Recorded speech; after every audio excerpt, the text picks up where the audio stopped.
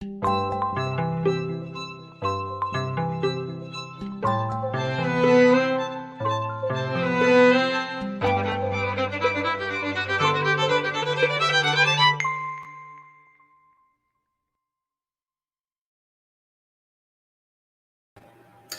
morning, everybody. Good morning. It is October 19th, 2020, and that was the new intro for transmission. Yes. So thank you to Max and Sarah for doing that for us. And we hope you liked it. Yeah, it's pretty cool. I enjoy it. It makes me feel calm and focused at the same time. That's right. Just to introduce ourselves, I'm Mark Van Steenwyk. I'm the director for the Center for Prophetic Imagination. And I'm Daniel Wolpert. I direct MICA, the Minnesota Institute of Contemplation and Healing. Today we're continuing our conversation from last Friday. Oh, and Kathleen's, I love the intro. Thank you. All right. And Kathleen, I hope you're feeling okay. Kathleen broke her toe over the weekend. I'm sorry. Yeah. So fascism, Fascism Friday is bleeding over into Fascism Monday. There's no alliteration. All fascism all the time. Yeah, we want to be like transparent and honest about how these different things we talk about here impact us, like how we're complicit, how liberals, like how there's a systemic issue, and one of the things that happens anytime you criticize fascism in America, people put all that in the Trump pile and think somehow everything else is like not fascist. And so there's a lot of deception, self-deception with that. So we want to talk a little bit about how fascism is more of a facet of our society than just pointing at Trump. Right. Yeah, because it's sort of too easy to do that. It's like, he's this big, huge, giant target that's just easy to shoot at. But that would, that would be dishonest. Oh, Kathleen's got an idea. Manic Monday. I don't know. We could use the Bengals song as an intro. Yeah, then get sued. Get a cease and desist order. So to me, the image that sort of comes up in my mind every time I think about this topic is which I often see when we go bike riding. I think about it in terms of bike riding in Minneapolis, and we'll take these long bike rides and head out to the suburbs somewhere. And so you're in this fancy all white suburb, and you see you see a Black Lives Matter sign. Right. So that to me is kind of the jumping off point for this conversation, because those people think of themselves as being good liberals and supporting this good liberal cause. And if you suggested that they were in the fascist camp, they'd get very angry at you. As only good liberals can do when you suggest what they're doing is problematic. And but then if you came to those same people and said, okay, great, Black Lives Matter, we are going to raise your property taxes by 15%, and we're going to funnel that money into poor Black school districts to hire and train Black teachers, and we're actually going to use some of that money to increase or to decrease the economic disparity. They would not be in favor of that, generally speaking. They are not in favor of that. And, that's not just hypothesis on my part. I mean, I grew up in California when the great blue liberal state passed Proposition 13, which basically gutted public schools, mostly in poor districts. So there's some kind of underlying issue and dynamic here. I actually thought the way you were phrasing it before we got started is good. So we could continue with that. How was I? I can't remember 5 minutes ago. I'm over 40.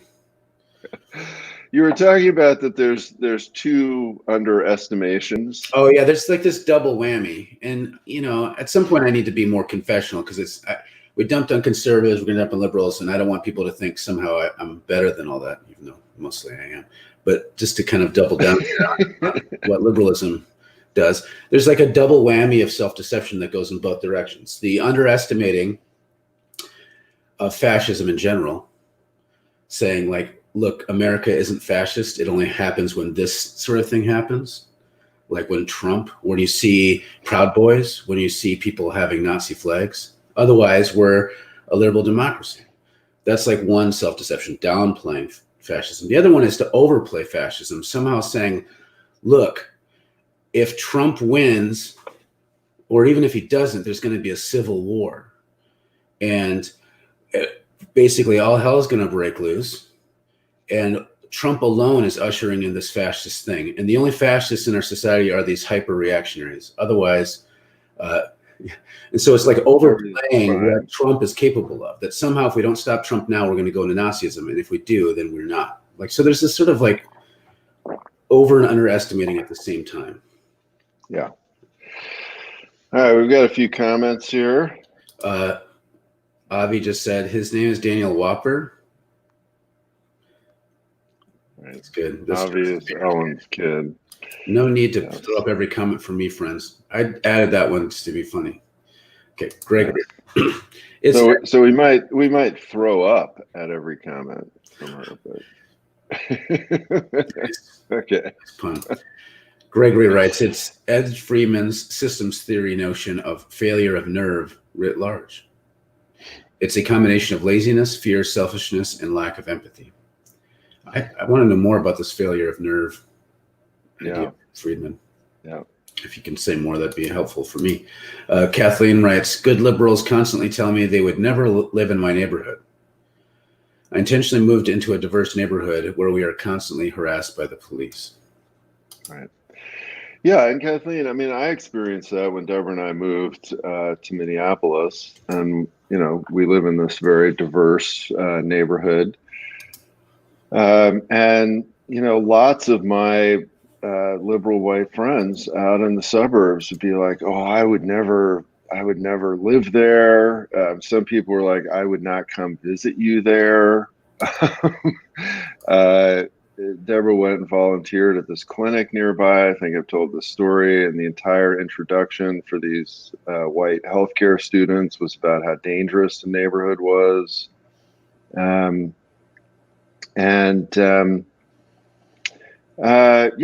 so there is this denial, and that's really what it is, of this internalized racist, fascist approach to things. And I saw this I saw this all the time growing up. My relatives who all consider themselves incredibly liberal people were constantly making racist jokes, comments of all kinds, all throughout my childhood. And I mean, for me, it was incredibly confusing because it was just like, well, wait a minute, you're supposedly supporting all these cool liberal causes. You claim you're for all this equality and stuff, and listen to what's coming out of your mouths. And it was just very disorienting, right? Because there clearly is this blindness and blind spot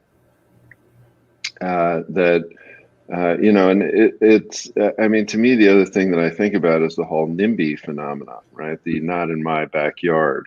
Yeah. This idea, right, that, well, Black Lives Matter are fine when the Black lives are far away from me. Or they're not disrupting my commute. Right, my commute. Yes, they're not blocking the freeway.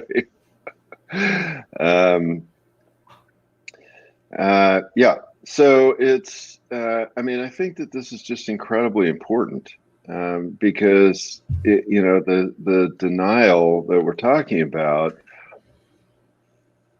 I think in many ways is not only the thing that creates Trump and the possibility of Trump, but I also think that it's, it's one of the biggest obstacles really to change and progress. Yes, I think so. It can, just to kind of give a little bit of a framework, because when you say words like fascism, liberalism, those are contested terms. But to me, the way I'm looking at this, liberalism is part of that Enlightenment tradition. That, the way I think about it, privilege is individual property rights. It's still in that same framework of basically being capitalist. In our society, a liberal is a capitalist who believes in having some more social welfare to keep people from falling through the gaps. That's generally more progressive socially, more willing to have government involved to do those things. But still, at the bottom line, there's this individual ownership kind of mentality that you have baked in, because that's a capitalist way of thinking. And so what happens is you have all the right sentiments, but as soon as your sense of your ownership is threatened, then you still act like a fascist. To me, fascism isn't people wearing white robes and saying, racial epithets while they physically attack everyone. That is what's honesty, but that's not the dominant expression of it. That's the most harsh expression. No. It's a systemic thing. So again, whether you kill someone yourself or you're just willing to call the cops because someone's looking through your trash, you're still threatening someone. So that's where liberalism just slides into fascism, because fascism is just capitalism under threat. Right. Yeah. All right, we got the comments rolling in. Leah writes, Dan, FYI, Reagan won California 52-35 and 80, and Ford won over Carter. So in 1978, California was not a blue state as it is now. Right. Yes, this is true. Ceres writes, the biggest self-deceptions in a lot of liberals is the dismissing the role of longing desire, interesting, and frameworks that informs people's vulnerabilities to fascism. Yes. They also don't distinguish between power, sovereignty, and control, oppression, which creates a lot of both learned helplessness and codependency to external authority. Ceres, you always write really amazing things, and that is one of the chewiest two sentences you've written back to back. We could spend episodes talking about all these things, but just to highlight a couple, and thank you for that comment. The other day I posted something about an article about Hannah Arendt saying that totalitarianism is built upon an experience of loneliness. She's talking about more existentially, like fascists have friends, but a sense of feeling alienated and disconnection. And I think that kind of speaks to there's a deep unwillingness to look at one's vulnerabilities that's tied up in the rise of fascism. Mm-hmm. And so this sort of longing and desire that you're talking about, and you also often talk about getting in touch with your body. That's the sort of stuff that I think a lot of us who are instinctively disassociate really need to do, so that we're not susceptible to being manipulated by authoritarianism. Yeah. Well, and so that individual dissociation then also gets to historical dissociation, right? And so, Gregory is often posting all these great little historical tidbits about, times when Black folks were killed for trying to go to the polls, from, various massacres like what happened in Tulsa, which, now more white people know about, but there were many of those sorts of incidents in cities all over America in the early 20th century. And, white people don't know anything about that. I mean, they don't know anything about any of those things. And so that's this historical dissociation, which allows us to do what you were talking about, Mark, that idea of America isn't fascist, America's fine. America's this great, democracy, right? And, yes. And to me, we see this, this fascism denial, and what you're talking about in this whole idea of constitutional originalism, which we've heard a lot about with the Supreme Court hearing thing, and which again, the left folks, the liberal folks, want to say, oh, we're not into that. But it gets back to what you were talking about the roots of it, which is that, capitalism is the best, and that's what we have to keep no matter what. And so there is that originalism, that kind of, we can call it Enlightenment originalism, which is, we've stumbled upon this best system, and there's nothing wrong with it. And we just have to sort of tweak it a little bit and everybody will be fine. Which is just not true. It's just not true. And this is again the same instinct that happens between, I think, most liberals and most conservatives and a lot of radicals too, to think that the problem is individual shittiness. So they have an okay system that could be made to work for everyone. If you didn't have this group of shitty people with their bad morals, toxifying the system. Yeah. And so we don't question the system. It's that move towards like individual character assassination as an attempt to purify the system. You see across the political spectrum, and it's flawed. It's a flawed way of dealing with systems change. Ellen writes, I used to live in a neighborhood where the pizza place where I worked would not deliver because it was so dangerous. Like, what is dangerous here, Cindy? Another person in our same neighborhood didn't like our community garden's compost because the compost would attract bums. What? Is that because bums eat compost? They're gonna pick out all those orange peels, make some, add it to their oolong in the morning. I don't know. Sirius writes, and Dan, I know the liberal NIMBY nonsense in California too well. Yeah. Gus writes, Schrodinger's Black Lives Matter. And, Schrodinger's Black Lives Matter and cannot possibly ask anything from me. Right. They both matter, but and don't take anything from it. Yes, that is great. Adam writes, Black Lives Matter, but I'll still call the police. Yeah.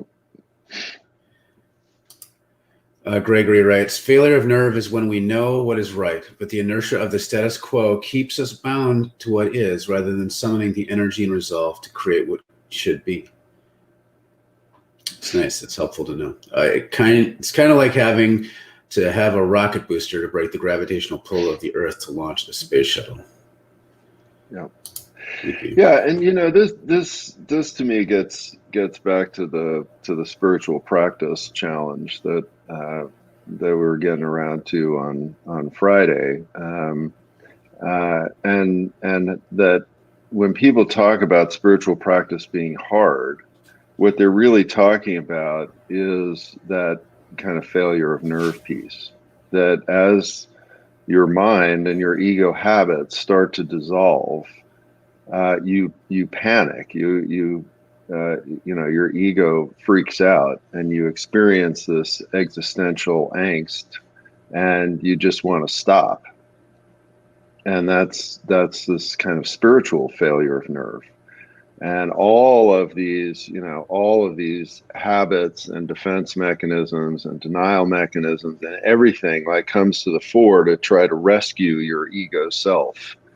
And the nerve that is required is the courage to kind of keep going, and if we look at the Jesus gospel stories, right, there were all these moments when the crowd all went away, right?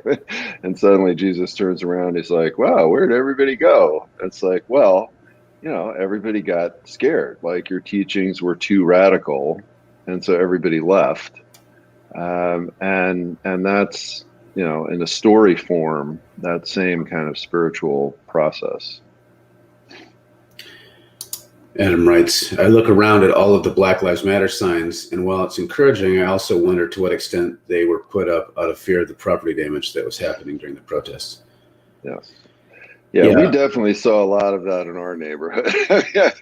and they weren't even subtle about it. They'd be things like, don't burn us down. We like black people. Here, we like black people. Black people are here. Yeah, which in some cases was true, but in some cases was actually not. And even before, like one of the quips I would hear is that you can tell a neighborhood is being gentrified by its presence of coffee shops and Black Lives Matter signs. And so there is sort of a liberal like virtue signaling that happened even before that still had like a gross tinge. Yeah. And to be fully confessional, we have one up front, and functionally speaking, I'm not sure how easy it would be for someone to tell the difference between me and an urban liberal.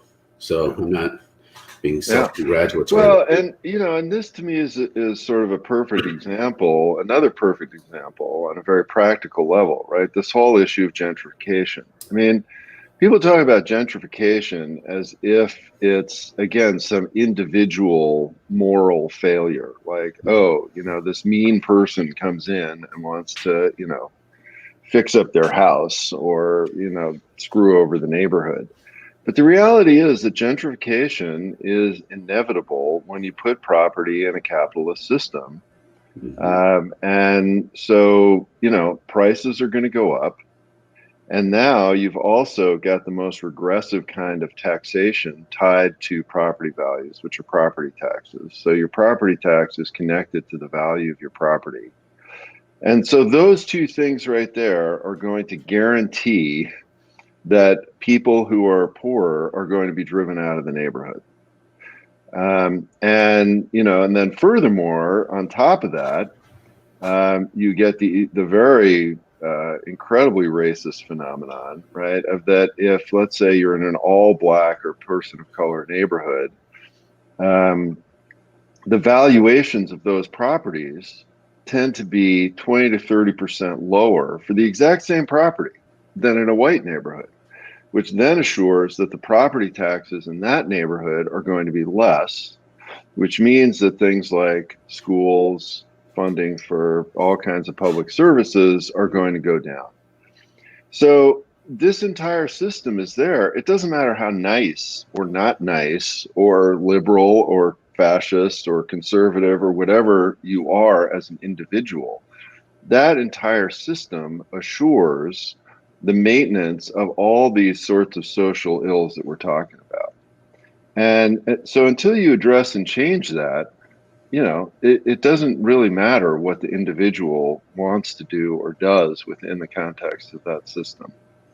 No, and so like there's often an emphasis on individual kind of actions like shopping and recycling, which aren't bad. Like any movement has to have these sorts of buy-ins personally for you to feel invested, and it's part of its formation process. So like that's important. But the important thing isn't like having some sentiments and having a sign out front and even a George Floyd picture. It's about like, how do I work within my different political circles, neighborhood, city, to advocate for some sort of more collectivized understanding of ownership, so that there's a mitigation against these social forces, so that you find ways that people who aren't white and middle class can move in too much. And so that's hard work. So it's easier just to have sentiments about it and assume that people who share your sentiments are good and people who are really against your sentiments are bad, and that the problem is sentimental, which is what we fall into in our society all the time. And that's part of the self-deception of liberalism, is that it's sentimentalism matters more than Black lives even. The general public has been very comfortable with various modes of control because they have had a nice face. Honestly, even when they haven't, many have considered normal and been okay with state violence and manipulative messaging. Yep. That's right. Yeah. Leah writes, there's a lot of NIMBYism in my very Hispanic neighborhood. That is not very liberal at all. Aspirational NIMBYism, perhaps. So internalized oppression is a thing. So like we could talk about Ice Cube and stuff. There's been a whole fiasco with him recently, and I think that touches on some of this stuff. Gregory writes, the neoliberal answer to slavery in 1800 would have been that we need more black slaveholders. That would be seen as the radical edge, because the mainstream liberal edge would be, we need more slave owners like Benedict Cumberbatch in 12 Years a Slave. The nice, well-meaning, I feel bad about enslaving you, but what you gonna do? Like, kind of Adam writes, people without homes are rats now. Actually, compost doesn't even attract rats. Yeah, that's relative to the compost. Well, we don't mix ours in well enough, so we get squirrels in it, but I like squirrels. Adam writes, right, Gregory, thanks for that. I've thought a lot about the gravity of what we believe is true, possible, and impossible. Yeah. Ellen writes, that person was a landlord who open carried, so she had some absurd assumptions. Something about landlord and open carry together in a sentence ratchets things up a little bit, you know. A good example of failure of nerve is Exodus 14 account of the Egyptians pursuing the Israelites, and they start to panic. The key is to, as Dan said, keep going. Right. David appreciated the phrase, fascism is capitalism under threat. I think Orwell wrote, fascism is capitalism plus murder, which I generally agree with, but I think capitalism is already murder, so it's just murder squared, I guess. Catherine writes, I had conversations during the white supremacist mass violence in Charlottesville with liberal fascism deniers who claimed that there were only a few white supremacists out there, but were also somehow convinced that Antifa was a major threat. This whole Antifa thing is another angle of this. Yeah. Which we've talked about plenty. You know, I could go off on that. It felt very like they had no interest in observing reality. Yeah. I guess the light of the torches was sort of blinding them as to how many people were really there. So it just seemed like just a few. Yeah. There's a Bible story about that, torches or something, isn't there? I don't remember. Con writes, how do we change those systems that seem so impossible? Yeah. Yeah. Well, yeah, it really does seem that way, doesn't it? Yeah. Well, it does. And, you know, and it's a long process. And that's, to me, part of the liberal fascism denial is this whole like, oh, I'm so exhausted by all of this protesting stuff. You know, I mean, I can't tell you how many liberals I hear with it. Like, oh my gosh, you know, I went to 3 protests. I'm really tired of thinking about those.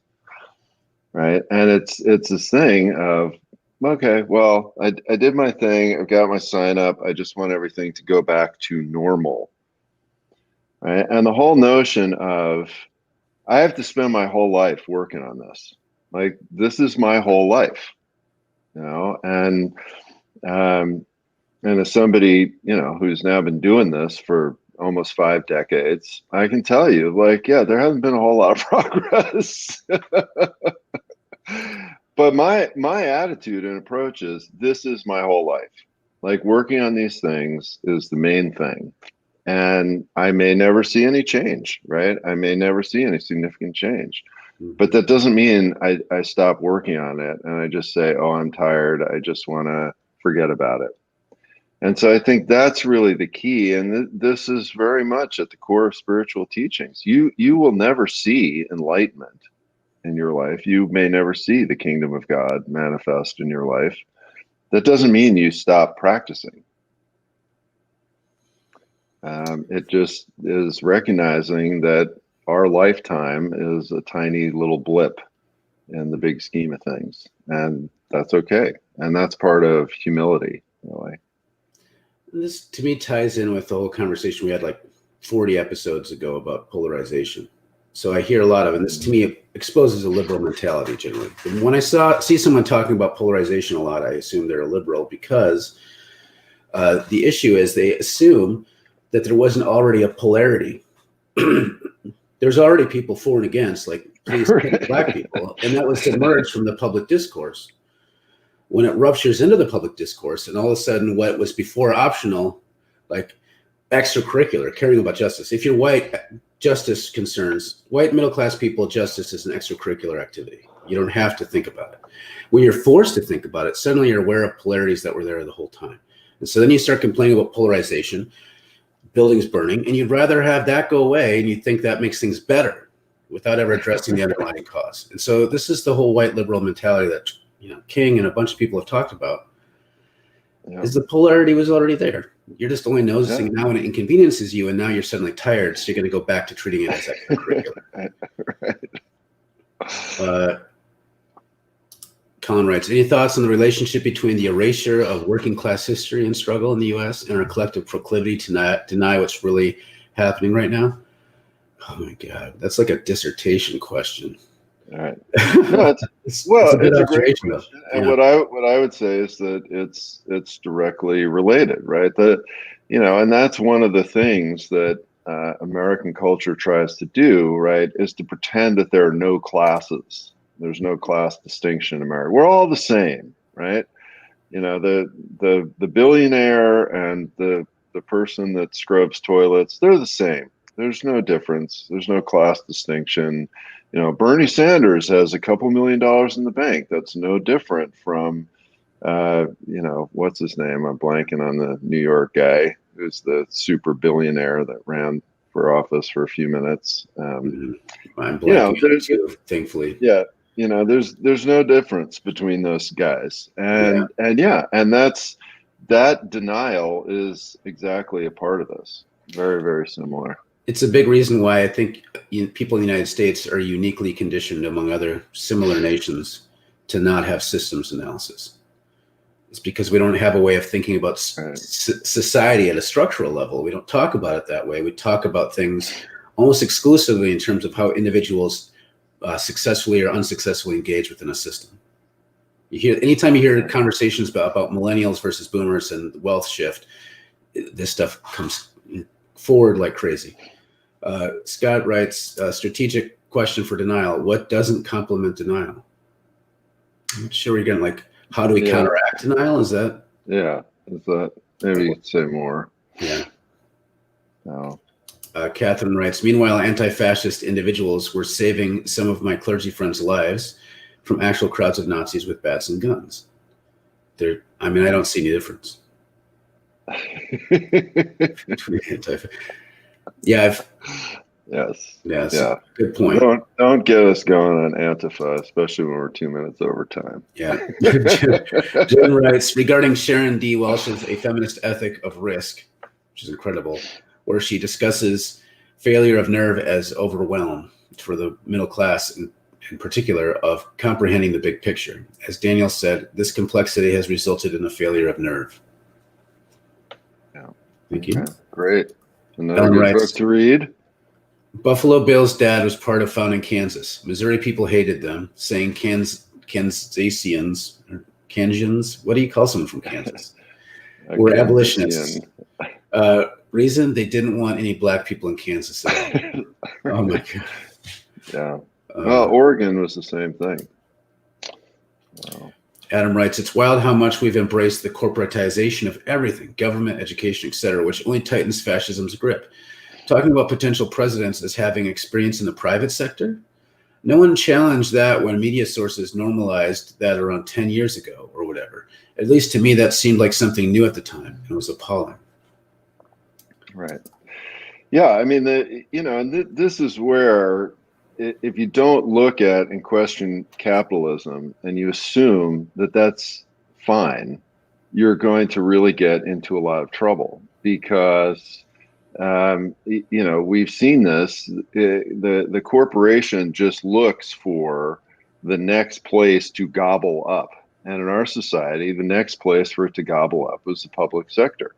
And so we've seen that, so let's privatize everything. Let's privatize prisons, schools, social services, parks, land, everything, because that's this huge chunk of stuff that, the corporations see is up for grabs, and let's now grab it and make a profit out of it.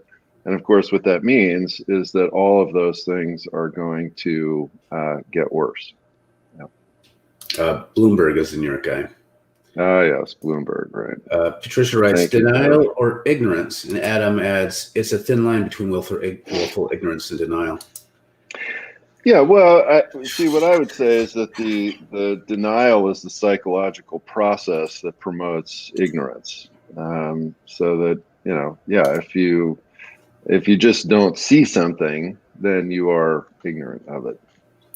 Yeah, and I think the word ignorance is complex, and often when people say it, they assume the solution is education, and what they usually mean by education is the presentation of information in one direction.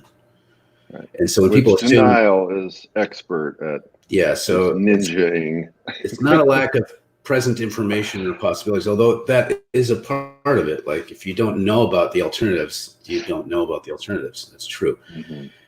But denial is more, I think it's more foundational, as Dan said. It shapes our consciousness on helping us, keeping us from accessing certain information in any sort of experiential way. And I think we need to end with Ellen's comment there. Dan, are you Sisyphus smiling? I don't understand what that means. Yeah, it's the spiritual practice idea. You're just pushing the rock up the hill. The rock rolls back down the hill. You push it up the hill again. I get it now. So and it rolls back down the hill. Yeah. Yes. Sisyphean smiling. Scott adds, I like courage better than the line about nerve, and that's also an answer to the question proposed. Courage doesn't complement denial. Have courage and face denial. Denial is a fear of facing how much fascism hurts, for example. I think courage in a certain way, and again, even that phrase has been hijacked into hypermasculinity, but there's a courage that's not masculinist that I think is essential to me, and it's that kind of courage is almost indistinguishable from humility to me, right? Yeah. So spiritual teachings talk a lot about fearlessness. Yeah. So. And concluding thought from Adam: let us not forget the toxic river of culture, which also shapes our thinking. There we go. That's all right. So for now, thank you very much. Another great series of comments, and you may get in your little boats and float down the toxic river of our culture until tomorrow. I'm realizing I'm not going to be able to do tomorrow. So Wednesday. Wednesday. Sorry. So everybody. Wednesday, and we will be like a little island in the toxic river where you can park your boat for a few moments of rest. Respite. See y'all later. See ya.